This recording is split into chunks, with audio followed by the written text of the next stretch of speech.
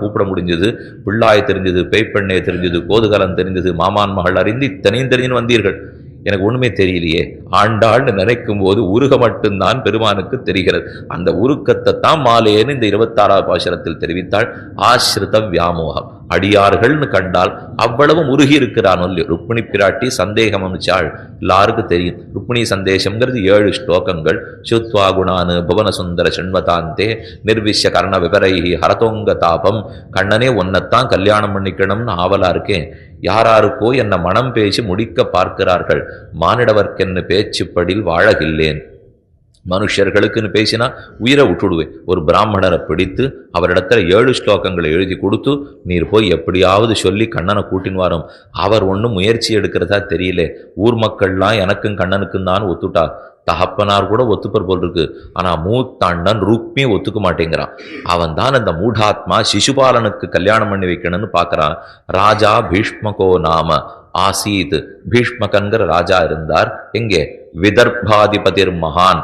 விதர்ப தேசத்திலே ருக்மிணி பிராட்டினுடைய அவதார ஸ்தலம். மகாராஷ்டிரத்துல இன்னைக்கு நாகப்பூர் என்று சொல்றோமோ இல்லையா, அதான் விதர்ப தேசம். அந்த தேசத்துக்கு பக்கத்திலே ருக்மிணி பிராட்டியினுடைய அவதார ஊரே இன்னைக்கு இருக்கு. பெரிய கோவிலோட ரொம்ப ஆச்சரியமான மகாலட்சுமி சன்னதி, ருக்மிணி பிராட்டியினுடைய சன்னதி. அங்கிருந்து அவள் எழுதி அனுப்புறா. குண்டினபுரத்தில் இருக்க கண்ணனோ துவாரகையில் இருக்கார். இதுவோ விதர்ப தேசம். 7 ஸ்லோகங்களை எழுதி பிராமணரிடத்துல கொடுத்து நீர் போய் எப்படியாவது கண்ணனை அழைச்சின்னு வாரும். நான் தான் அவனை நினைச்சு ஏங்கின்னு இருக்கேனே தவிர கண்ணனுக்கு ஒன்னும் கவலை இருக்கிறதா தெரியல. நம்ம தெரிஞ்சுட்டாரானே புரியல. போட்டு வாரும் அனுப்பிச்சு வச்சுட்டா. அவரும் வந்தார். காடு மேடடங்களும் தாண்டி துவாரகப்பட்டினத்துக்கு வந்தா பார்த்தாலே பிரம்மாண்டமான துவாரகை. உள்ள போக முடியுமா? இவர் கந்தல் வேட்டி கட்டின்னு இருக்கார். விருத்த பிராமணன். அவரிடத்துல என்ன இருக்கு? அங்கேயோ பணச்செழிப்பு கொழித்து இருக்கிறது. சரி எப்படியோ போவோம். காவல் கட்டுகளை கடந்து போனார். கண்ணனை சேவித்தார். கண்ணனே, நான் இந்த மாதிரி அந்த தேசத்திலேருந்து வந்திருக்கேன், உட்காரும். அவருக்கு கால் விளக்கி அர்க்கியபாத்திய ஆச்சமனியை சமர்ப்பித்து வேண்டியதெல்லாம் கொடுத்துட்டு கண்ணன் கேட்டார், என்ன பிராமணனா இருக்கீர், இவ்வளவு தூரம் வந்திருக்கீர்னார். ஏன் இவ்வளவு தூரம் பிராமணன் வரக்கூடாதான்னா? அப்ப எதையோ எதிர்பார்த்துன்னு வந்திருக்கீர்னு அர்த்தம். பிராமணன் எதிர்பார்க்கிறதே தப்பு. நீர் இத்தனை தூரம் வந்திருக்கீர்னா எதையோ கேட்டு வந்திருக்கீர்னு அர்த்தம். எதிர்ச்சாலாப சந்துஷ்டனா இருக்க வேண்டாமோ? பிராமணர் கோவிச்சுன்னு விட்டார். அது என்னது? இதை போல என்னை பத்தி தப்பா சொல்றேன், நான் வாங்கிட்டு போகவே வரல, உனக்கு கொடுத்துட்டு போறதுக்காக வந்தேன் அப்படின்னு தங்கிட்டேந்து ஓலைச்சுவடிய உருவினார். இந்தா கொடுக்க வேண்டிய பரிசு கொடுத்தாச்சு, நான் புறப்பட்டு போறேன். போவமா சொன்னார். இல்ல அவசரப்பட வேண்டாம், எழுந்தருளி இருக்கா என்னான்னு படிச்சு பார்ப்போம் அப்படின்ட்டு அதை எடுத்து படித்தா திறந்த உடனே காதல் கடுதாச்சுன்னு தெரிஞ்சு போச்சு. அதனாலதான் சரி மேற்கொண்டு நாம படிக்கலாமா, இவரையே படிக்க சுருடலாமா என்று யோசித்த கண்ணன் மேல படித்தான். சுத்வாகுணானு புவன சுந்தர சண்வதாந்தே, உன்னை பத்தி கேள்விப்பட்டேன், அதிலிருந்து உருகி கிடக்கிறேன். உருகுமால் நெஞ்சம் உயிரின் பரமன்னி, பெருகுமால் வாழ்க்கை தொண்டனேன் என் செய்கின்றேன். தெருவெல்லாம் காமிகளில் திருக்காட்கரை மருவிய மாயன் தன் மருவிய மாயன். திருக்காட்கரைன்னு அற்புத திவ்யதேசம். அந்த எம்பெருமானை பத்தி கேட்டேன் உருகுமால் நெஞ்சம்னு ஆழ்வார் தெரிவித்தார். அதே போலத்தான் இங்கேயும் உருகுமால் நெஞ்சம், உன்னை பத்தி கேட்டு என் நெஞ்சம் உருகு போயிற்று. பெருகுமால் வாழ்க்கை, உன்னை அடைய வேணுங்கிற அவா இன்னும் பெருகி போயிருக்கிறது. ஆக இனி நீ நாழி கடத்தாதே. யாரானும் இப்பேற்பட்ட அழகனை இழக்க சம்மதிப்பர்களோ? உன்னை எனக்கு தெரியாதோ என்னமோ, நானும் உனக்கு ஏத்தவதான். ருக்மிணி எழுதிக்கிறா அந்த ஸ்லோகத்திலேயே. ஒண்ணு உன்னையே நினைச்சு நீ இருமாந்துருந்துருவண்டா. உன்னுடைய ரூபம், ஔதாரியம், குணம், சீலம் முதலான எல்லாத்திலும் ருக்மண்யர்கதி நாபரா. ருக்மிணி தான் கண்ணனுக்கு, கண்ணன் தான் ருக்மிணிக்குன்னுட்டு நான் மட்டும் பெருமைசிக்கலே, ஊர்க்கார எல்லாரும் கண்ணனே அதைத்தான் சொல்றார்கள். அதனாலதான் உனக்கு எழுதினேன். சரி, அப்படி ஒரு வேளை நீ வராத போயிட்டியானால், ஒரு சிங்கத்து வைக்கப்பட்டிருக்கிற மாம்சத்தை நரி தீண்டினால் எப்படி ஆகாதோ அதப்போல் உயர்ந்த தேவர்க்கு புரோடாசமாக போக வேண்டியவத்தை கண்ட பேர் தீண்டிவிடக்கூடாது. நீதான் நம்ம கடிமணம் புரிய வேண்டும், இல்லையேல் உயிரை விட்டுட வேண்டிதான் என்ன. அதையும் சொல்லி இத்தனை நாளைக்கு நீ யோசிச்சுருப்பே, கல்யாணத்துக்கு நாள் குறிச்சிருப்பாளே, சிசுபாலாதிகள்லாம் வந்திருப்பாளே, நாம் எங்க குறுக்க போறது, எப்படி கல்யாணம் பண்ணிக்கிறதுன்னு வழி சொல்றேன் கேளு. கல்யாணத்து இன்னைக்கு முதல் நாள் சாயங்காலம் நான் தேவி யாத்திரைக்காக வெளியில வருவேன். அப்ப படை வீரர்கள் இருக்க மாட்டா, தோட்டத்துக்கு வெளியில நின்றுடுவா. நான் தான் பூஜைக்காக போவேன். அந்த தோட்டத்தின் மறைவில் நீ தேரோட வந்து நில்லு. வந்துட்டேங்கிறதுக்காக சங்கநாதத்தை எழுப்பு. அது கேட்டு நீ வந்துட்டேன்னு தெரிஞ்சுக்கிறேன். நான் திரும்பி வரைச்சே என்னை தேர்ல வச்சு நான் அழைச்சின்னு போடு. யாரான ஒருவேளை ராஜாக்கள் எதிர்த்து வந்தால் ஜெயித்து நம்மை துவாரகைக்கு கூட்டிட்டு போ. இந்த நேரம், இந்த இடம் இப்படி வரணும்னு எல்லாம் அழிச்சுட்டா. கண்ணன் பார்த்தான், நிஜமாவே சாமர்த்தியக்கார பெண்ணு தான். இல்லைன்னா இவ்வளவு தூரம் யோசித்து எழுதுறதுக்கு வரணுமோ இல்லையோ. அவர் படிக்கிறார், அவருக்கு ஒண்ணுமே தோணலை. தனக்குரியதை இவ்வளவு தெளிவா இவ சொல்லிட்டு இருக்காளே, நாம ஏன் ஒண்ணுமே பண்ணவே இல்லை அப்படின்னு நினைச்சுன்னு கண்ணன் படிச்சார். முடிஞ்சு போச்சு. 7 ஸ்லோகம் ஆயிடுத்து. ஆன உடனே கண்ணன் மெதுவா இந்த பிராமணரை பார்த்து கேட்டான், உம்ம தேவிக்கு இவ்வளவு கடினமான மனசு கூடாது. இது கண்ணன் சொன்னது. அவர் கோவிச்சு நோட்டார், முதலியான என்ன விஷ போனா போறதுன்னு பொறுத்துண்டே, இப்ப என் தேவி எதற்கு நிந்திக்கிறே, என்ன குற்றம் கண்டுபிடித்தாய்னா, இதை போல ஒரு கடுதாசி எழுதுறதுக்கு அவளால முடிஞ்சிருக்கு பாரும். எழுந்திருந்திருக்கணும், ஓலைச்சுவடி தெரியணும், எழுத்தாணி தெரியணும், சம்ஸ்கிருதம் தெரியணும், 7 ஸ்லோகம் எழுத தெரியணும், கண்ணனை புரியணும், தன்னை புரியணும். இத்தனையும் புரிஞ்சும் உம்ம தேவி எழுதியிருக்கா. பிராமணர் சொன்னார், ஆமா, எவ்வளவு முயற்சி எடுத்திருக்கார் பார், உன்னை அடையறதுக்காக அவ பட்ட பாடு இது இத்தனையும். கண்ணன் திரும்ப சொன்னார், ருக்மிணின்னு நினைக்கிறச்சே எனக்கு கால் ஆழ்ந்து நெஞ்சழிந்து கண் சுழர்ந்து எனக்கு ஓலைச்சுவடியும் தெரியல, எழுத்தாணியும் தெரியல. இதுல இருக்கிற ஒரு ஸ்லோகத்தை எழுதணும் நான் எத்தனை நாளா முயற்சி பண்ணிருக்கேன் தெரியுமா, அது என்னால முடியல. இப்ப பாருங்க என்னுடைய திருமேனியை. பார்த்தார் பிராமணர், மாலே மணிவண்ணா ஆலி நிலையாய். ஓ, மால் இதுன்னா மால், ஒரு பெண்ணால ருக்மிணி கிடைப்படாங்கிறதுக்காக இவர் எத்தனை ஆண்டாக எத்தனை ஜென்மமாக பிரயத்தனப்பட்டு இருக்காரோ. நாம நினைச்சுட்டு இருக்கோம் பெருமான் அடைவதற்கு நாம் பிரயத்தனப்படுறோம். நமக்கு தெரிஞ்சதே ஒரு பிறவிதான். இதற்கு முன்னாடி பிறவி முழுக்க அவர் என்ன பட்டிருக்கிறார்ங்கிறது நமக்கு தெரியாது இல்லையோ. இதைத்தான் க்ஷேம கிருஷீவலன், பத்தி உழவன் என்று சொல்லுவார்கள். ஒரு உழவன் பண்ண வேண்டிய காரியம் சாமானிய காரியம் இல்லை. உழவன் உழுது அதில் இருக்கிற நெல்லை எடுத்து அரிசியாக்கி அவர் ஒரு பிடி அன்னம் சாப்பிடணும்னா அவர் பாடு அவருக்கு என்ன தெரியும். அதனாலதான் உழவர்கள் தான் உலகத்துக்கே தலைவர்கள்னு சொல்லுகிறோம் இல்லையோ.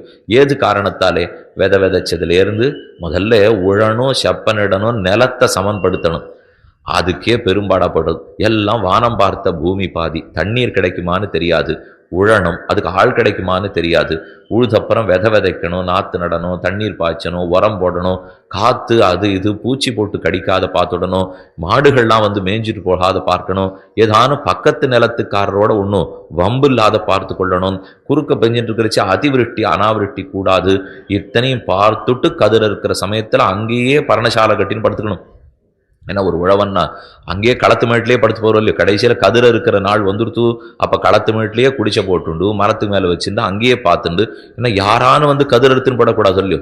அந்த கதிரறுத்து போரடித்து நெல்லு பதர்களை எல்லாம் கழித்து மணியை கூட்டி அத்தை சாணகத்தில் வைத்து தீட்டி அரிசியை எடுத்து அந்த அரிசியை உலையில ஏற்றி அது கொதிச்சு அன்னமாக்கி அந்த உழவன் சாப்பிட்றதுக்குள்ளே ஒரு நாள் அத்தனை பாடவர் படுறாரு இல்லையோ. இதுல கடைசியிலே அரிசி கொதிக்கச்சே மட்டும் என்ன நினைச்சுக்குமா, இப்படி என்னை கொதிக்க விட்டுட்டானேன்னு அந்த ஒரு பகுதி மட்டும் பாருங்க. இப்போ இத்தனை நாள என்ன நடந்ததுங்கிறது நமக்கு தெரியல. ஆனா அந்த அரிசி கொதிக்கச்சே மட்டும் தான் கொதிக்கிறதுன்னு நினைக்கிறது இல்லையோ. அதை போல இந்த ஜீவாத்மாவை பக்தியில் பக்குவமா ஆக்கணுங்கிறதுக்காக எத்தனையோ பிறவிகளா பெருமான் முயற்சி எடுத்துன்னு வந்திருக்கார். ஆனா அந்த முயற்சிகளுக்குள்ள இப்ப நாம கொதி வந்தாத்தான் பக்தி கொதிக்கிறதுன்னு அர்த்தம். கொதித்தா அவருக்கு அன்னமா போடுவோம். சாஸ்திரம் சொல்லி அகம் அன்னம் அகம் அன்னம் அகம் அன்னம் அகம் அன்னாதா அகம் அன்னாதா அகம் அன்னாதா அஹக் ஸ்லோகிருத் அஹக் ஸ்லோகிருத் அஹக் ஸ்லோகிருத் அஹமஸ்மி பிரதமஜாருதாஸ்ய பூர்வம் தேவேபியோ அமிர்தஸ்ய நாபாயி யோமா ததாதி செய்தேவமா வாஹான்னு உபனிஷத்து தைத்திரியம் ஓதுகிறது. சாமவேதத்தினுடைய துவனியிலேயே யஜுர்வேதம் சொல்லுகிறது, நான் அன்னம் நான் அன்னம் நான் அன்னம். பிரம்மத்துக்கு நாம அன்னமா போறோம், பிரம்மம் அன்னாதனாக நம்ம உட்கொள்ளுகிறான். ஆனா இந்த சம்சாரத்துல கடைசி பிறவி பிரபன்னர்களா இருந்து மோட்சத்துக்கு போகணும்னு கோடிச்சுட்டு இருக்கமே, அதுல கொஞ்சம் கஷ்ட நஷ்டங்கள்லாம் பெருமாள் கொடுக்குறாரு பாருங்க. அந்த சமயத்துக்கு நம்ம கொதிக்கும் இல்லையோ, அந்த கொதியிலே இப்படி சமமே கொடுத்துட்டு இருக்காரு. அரிசிக்கு அப்ப கொதிக்கிறது மட்டும்தான் தெரியும். ஆனா அதுக்கு அப்புறம் எப்படி அன்னமா போறதுங்கிறது அதுக்கு தெரியாது. இந்த அரிசியை எடுக்கிறதுக்கு உழவன் எவ்வளவு பாடுபட்டிருக்காங்கிறது தெரியாது. ஆனா குறுக்க நம்ம கொதிக்கிறோம் பாருங்க, என்ன கொதிக்க வச்சுட்டாரே என்ன கொதிக்க வச்சுட்டாரே, எனக்கு கட்டம் கொடுத்துட்டாரேன்னு மட்டும் புகார் பண்ணிட்டே இருப்போம். தருதுயரன் தடாயேல் உன் சரணல்லால் சரணில்லை, வேற கொடுவு மலப்பொழில் சூழ் வித்துவக்கோட்டம்மானே அரிசினத்தால் இன்னதாய அச்சிடினும் மற்றவள் தனருள் நினைந்தே அழுங்குழவி அதுவே போன் இருந்தேனே. குலசேகராழ்வார் தான் அனன்ய கதி வேறு புகலிடம் அற்றவன்கிறதை திருவித்துவக்கோடுங்கிற திவதேசத்துல சாதித்தார். ரொம்ப ஆச்சரியமான திவதேசம் வித்துவக்கோட்டம்மான். மலையாள திவதேசங்கள் மொத்தம் 13 திவதேசங்கள். அதனுடைய வடக்கு மூலையில இருக்கக்கூடியது திருவித்துவக்கோடு. குலசேகராழ்வாராலே பல்லாண்டு பாட பெற்ற திருத்தலம். ஆழ்வார் தெரிவிக்கிறார், நீ என்னதான் துன்பத்தை எனக்கு கொடு, எனக்கு தெரியும். அது இந்த அரிசி கொதிக்கச்சே ஏற்படுற துன்பம். ஏன் ஒரு வைத்தியர் ஒரு நோயாளிக்கு துன்பம் கொடுக்குறாரே, ரணச்சிகிச்சை பண்றாரே, ரத்தம் வருதே, வலிக்கிறதே, அது எல்லாத்தையும் எனக்கு கட்டம் கொடுக்குறாருன்னு நினைச்சுக்கிறார். நாளைக்கு ஏற்பட போற நல்லத்துக்குத்தானே எனக்கு பண்றதாக நினைத்துக் கொள்கிறார். அதை போலே நீ எனக்கு துன்பம் கொடுத்தாலும் நல்லத்துக்கே கொடுக்குறாயின்னு தெரிஞ்சுப்பேன். ஒரு தாயார் குழந்தைய வெட்டிட்டு போறேன்னு பயன்படுத்துறார். நீ எப்ப என்ன வெட்டிடுவேன்னு கோபமா பேசினியோ, இனிமே நீ தாய் அல்ல, பக்கத்து வீட்டுக்காரி தான் தாய் அப்படின்னு குழந்தை மாத்திண்டா போடும். அரிசனத்தால் இன்னதாய் அகத்திடினும் மற்றவள் தன் அருள் நினைந்தே அழுங்குழவி, அதே தாய் காலில் தான் வந்து கட்டிக்கும். நீங்க பார்த்தீங்கன்னா குழந்தைகள் நடந்துக்கிறத கொஞ்சம் உற்று நோக்கினு வச்சுங்க. அது தெருல ஞான் ஓடி ஆடி விளையாட போயிருக்கும், அம்மா போகாதேன்னு தடுத்திருப்போ, பிடிவாதமா விளையாட போயிருக்கும். கல்லு இடறி ஞான கீழே விழுந்துரும், முட்டியில சிராச்சிரும், ரத்தமா வரும், நேர வீட்டுக்கு ஓடி வரும். ஓடி வந்து தாயார் முதுகல ஓங்கி குத்தி என்னத்துக்கு என்ன கீழே விழவிட்டே அப்படின்னு அவளை பார்த்து கேட்கறது. தாயார் சரின்னு அதை கூப்பிட்டு மருந்து போட்டு எல்லாம் பண்ணா அவ என்ன நினைச்சுக்க மாட்டா. இப்போ போக வேண்டான்னு தடுத்தது நான், விழுந்தது நீ, திரும்ப வந்து கேட்கறது என்னையா? இந்த கேள்வி நீ வரைக்கும் ஒரு தாயும் கேட்டிருக்கிறதா தெரியல. தான் தடுத்தோங்கிறது அவளுக்கு தெரியறது, குழந்தை தானா பிடிவாதத்துல விழுந்ததுன்னு தெரியறது, திரும்ப வந்து எங்கிட்ட கேட்கறதுக்கு அர்த்தமே கிடையாதுன்னு அவளுக்கு தெரியறது. ஆனா தான் தள்ளி விட்டா போல தாய் நினைத்து கொள்ளுகிறாரோ இல்லையோ, அந்த தாயினுடைய வாத்சல்யம் தான் பகவானுக்கும். ஆகையால் ஆழ்வார் தெரிவித்தார், இந்த தாயை விட்டு ஒரு நாளும் மற்றொரு இடத்துக்கு செல்ல மாட்டேன். குழந்தை விழுந்தா கூட அதே தாயினுடைய காலக்கட்டின் அடர் செய்து வர மற்றொரு இடத்துல போய் புகாருக்கு தான் போகுமா, இல்ல நாளையிலேருந்து மாத்தின்னு தான் போடுமா? அரிசினத்தால் இன்னதாய் அகற்றிடனும் மற்றவள் தன் அருள் நினைந்தே அழுங்குழவி அதுவே போன்றிருந்தேனே. அதனால நடுவுல கொஞ்ச நாள நாம படுறோங்கிறத போய் அந்த அரிசி கொதிக்கிறாப்பல நினைச்சுக்கணுமே தவிர அதுக்காக நாம கொதித்தே போய்விடக்கூடாது. அதற்காக விண்ணப்பிச்சேன். அதனால பகவானே பத்தி உழவன், க்ஷேம கிருஷிவலன், நம்ம இடத்துல மெதுவே இதை வளர்க்கணுங்கிறதுக்காக அவர் எடுத்துட்டு இருக்கிற முயற்சி தான் ருக்மிணி பிராட்டிக்கு அப்ப தெரிஞ்சு. பிராமணர் புரிஞ்சு விட்டார், நம்ம தலைவி எடுத்த முயற்சி எல்லாம் ஒண்ணுமே இல்லை, அது மலைய போலே நினைச்சிருந்தார். இப்ப புரிஞ்சு போச்சு, அது கூழாங்கல்ல போலே. பின்ன இவளை எடுக்கிறதுக்கு அடையறதுக்கு பகவான் பட்டிருக்கிற பாடு மலையை போலே. நம் காதல் குளப்படி போலே, அவன் காதல் கடலை போலே.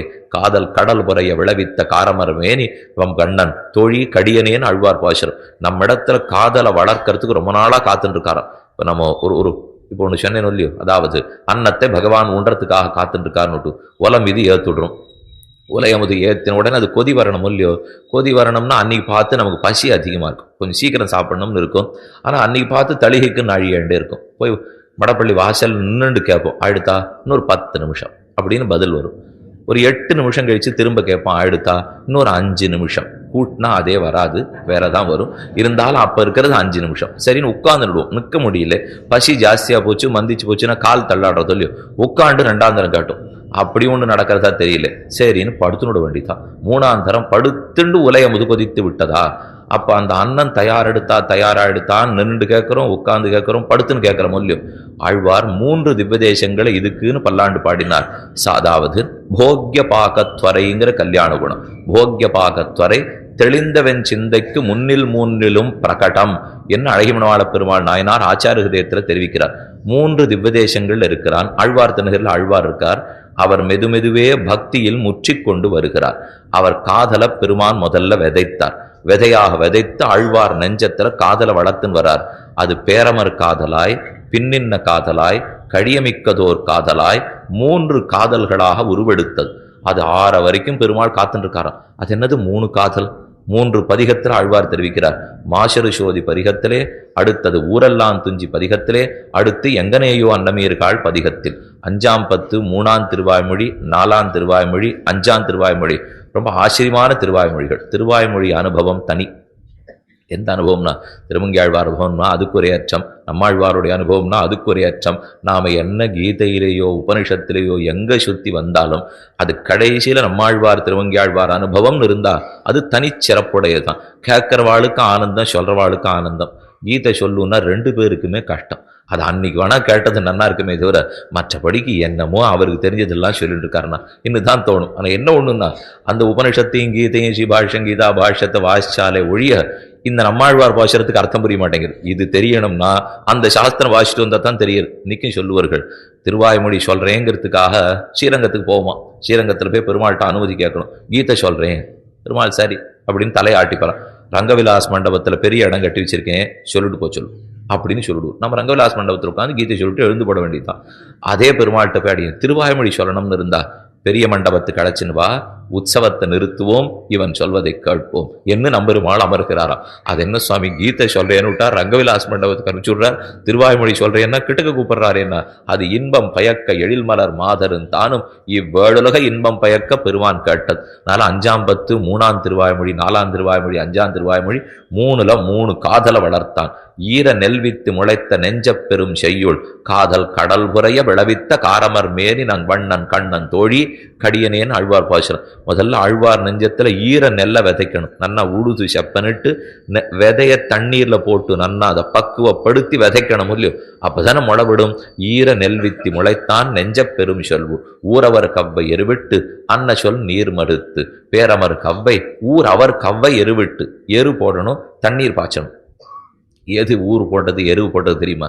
பெருமான் பகவத் பக்திங்கிற விதைய ஆழ்வார் நெஞ்சத்தில் விதைச்சு விட்டார். அது இனிமே வளரணும், அதுக்கு தினப்படி ஜலம் குத்தணும், அப்பப்போ உரம் போடணும்.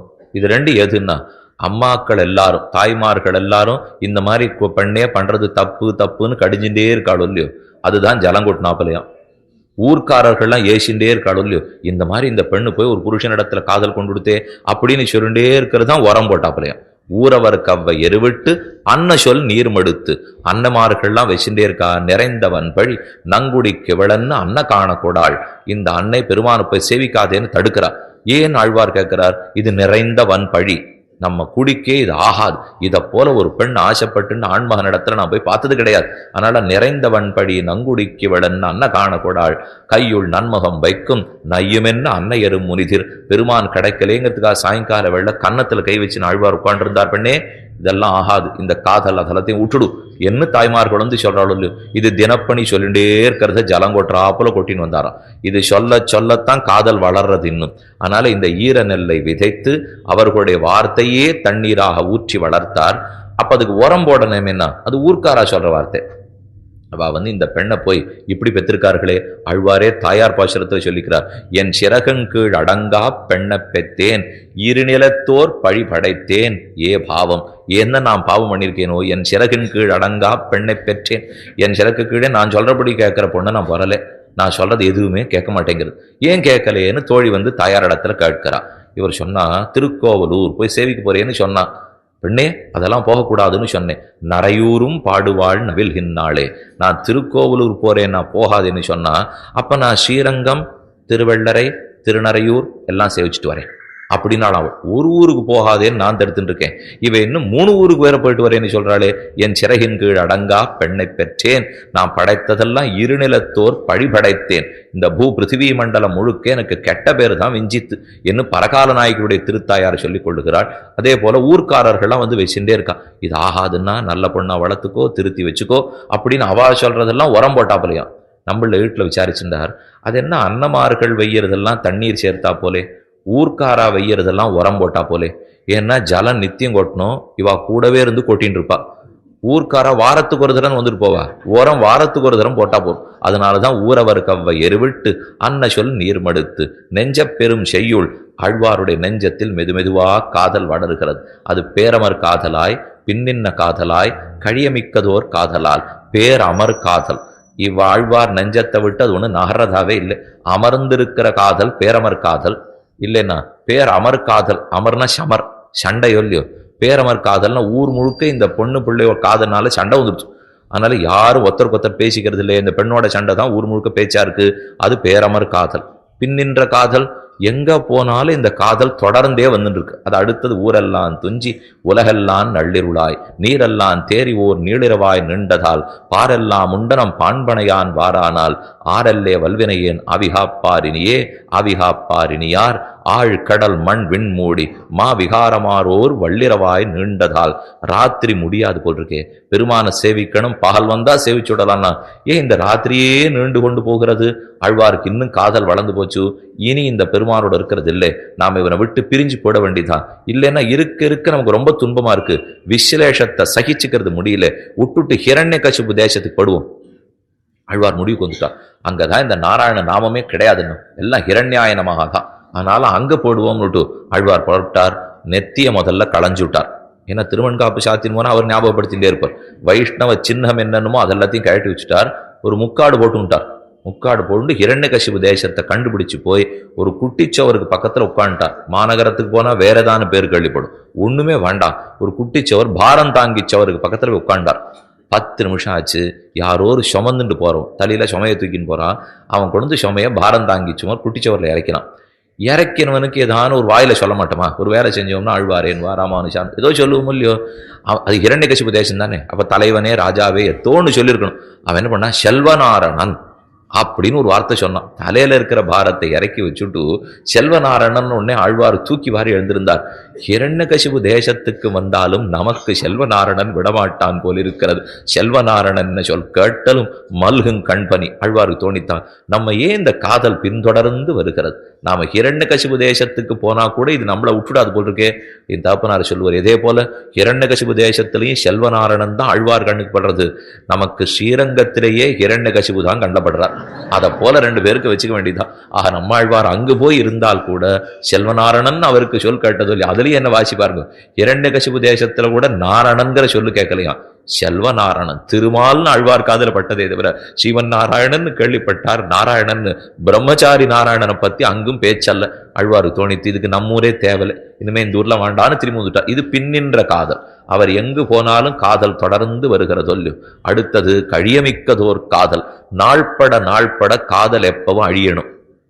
ஒருத்தர் காதலிச்சுட்டு இருக்காருன்னு வச்சுக்கோ, அது ஏதோ விட்டு பிரிஞ்சு போச்சுன்னா கூட இந்த முதல் 1 மாசம் 2 மாசத்துக்கு ரொம்ப தவிக்கும். நாள்பட எதுவுமே உப்பும் தண்ணியும் பட்டா போயிடுங்கிற மொழியும் அவ்வளவுதான். இது உலகத்தினுடைய இயற்கை. ஆனா லக்ஷ்மணன் இடத்திலே ராமன் சொல்லிக் கொள்ளுகிறான், லக்ஷ்மணா, சீதையை பிரிஞ்சு ஒரு நாள் போக போக என்னுடைய விரகம் குறையும்னு நினைச்சேன். ஆனா மாசம் போக போக அதிகரிக்கிறதே தவிர குறைவதாக தெரியவில்லை. லக்ஷ்மணன் புரிஞ்சுக்கிறார், இது லௌகிக காதல் அல்ல, இது வைதிக காதல். அதே போல ஆழ்வாருக்கு பெருமானிடத்தில் இருந்த காதல் லௌகிக காதல் இல்லை. அதனால கழியமிக்கதோர் காதல். நாள் கழிய கழிய கழியமிக்கதோர் காதல் இவளன்னு அன்ன காணக்கூடாள். இவளுக்கு என்ன காதல் வளர்ந்துட்டே போறதே, இவளை பிரிச்சு வச்சிட வேண்டும் என்று திருக்குறுங்குடி நம்பிய பார்க்காமல் இவளை பிரித்து வைத்தார்களாம். ஆனா நாள்பட காதல் வளர்ந்ததுதான் போச்சு. இப்படி பேரமர் காதல், பின்னின்ன காதல், கழியமிக்கதோர் காதல் என்ன ஆழ்வார் உள்ளத்துல காதல் வளர்றது. பெருமானாவது அவனுக்கு அனுகிரகிக்கணுமோ இல்லையோ? அனுகிரகிக்கவே இல்லை. ஆழ்வார் தூது விட்டுட்டார். எண்ணீர்ம கண்டிறங்கிது தகாதநாத எண்ணீல முகில்வண்ணர் கெஞ்சொல்லி சொல்லுகே நான் நன்னீல மகள் நிகழ்காள் நல்குதிரோ நல்கீரோ. முதல் 10 4ஆம் திருவாய்மொழியிலேயே தூது விட்டிருக்கார். என் நீர்மை கண்டிறங்கி இது தகாது எனாதர்.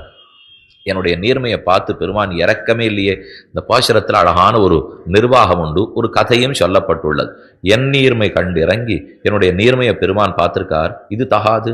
ஆழ்வாருக்கு இந்த மாதிரி நீர்மை கூடாது. இப்படி உடல் வெளுத்து போயிடுத்தே, ஜுரம் கண்டு போயிடுத்தே, நடுங்குகிறாரே, இழைச்சு போயிட்டாரே, இன்னும் கொஞ்சமான அந்த பெருமான் நெஞ்சத்துல பட வேண்டாமா? என் நீர்மை கண்டு இறங்கி, என் நீர்மையை கண்டான் ஆனாலும் இறங்கலே. அப்படி இருக்கிற என் நீல முகில்வண்ணர் கெஞ்சொல்லி சொல்லுகேன் நான். என் பெருமானுக்கு நான் என்னன்னு சொல்ல போறேன்? என்ன இந்த பரவனிடத்துல தூது விட்டாச்சு ஆழ்வார் சொல்லிட்டு இருக்கார். காலக்ஷேப கோட்டியில ஆச்சாரியன் அமர்ந்திருக்கிறார். கேட்கிறவாள்லாம் நிறைய வகைப்பட்டவா இருப்பாள் இல்லையோ? இந்த பாசுரத்தை சுருண்டே வரச்சே ஒரு தமிழன் எழுந்திருந்தான். ஆழ்வார் பாசுரத்தில் பொருட்குற்றம் இருக்கும் போல் இருக்கிறது. என்னதுன்னு ஆச்சாரியன் கேட்டார். என் நீர்ம கண்டிறங்கின்னு இருக்கு.